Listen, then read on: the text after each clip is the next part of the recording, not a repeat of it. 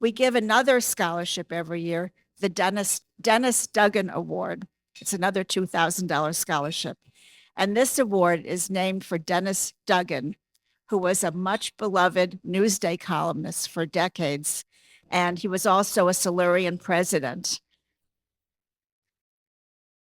And the winner of the Duggan Award is Carole Chen from CUNY. Thank you so much, Carole. Another Carole. I'm gonna give a little bit of a story, so sorry if this is a little longer, but I promise it's interesting and there's payoff in the end.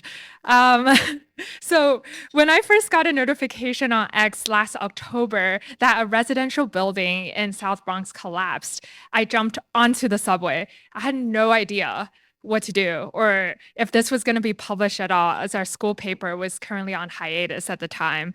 But I just knew that I had to get there.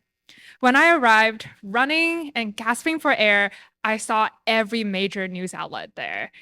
It was a sea of reporters and firefighters and officials. The areas around the building, NYCHA's Mitchell houses, was cordoned off, and residents weren't allowed to go in or out. My mind was racing frantically as I caught my breath. I was thinking, what am I going to report here that the New York Times isn't already going to report? And how was I even going to get people to talk to me when I know the story wasn't necessarily going to be published? But I stuck around and I bided my time and waited for my chance. As the afternoon approached, the crowd of the media swarm started to dissipate, and I learned that all the residents were being brought over to a community center next to the building that collapsed. I found my way into the center, maybe snuck in, and I interviewed many residents about what had happened to them and their families. I also witnessed a meeting that NYCHA was holding for the tenants and got to learn firsthand the accounts of the collapse that day. I wrote up the story that day and I pushed our paper to publish. But more importantly, I went on to write follow-up stories based on the sources and the relationships that I cultivated there that day. And I learned through that the comparative advantage we have as local journalists are not the name or the size of our papers.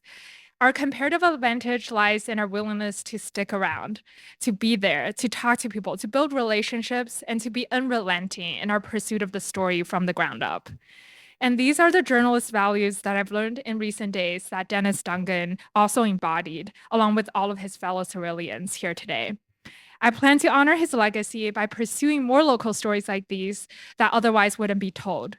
Thank you so much for this opportunity. Thank you, Carole. Thank you, all of you, for being here.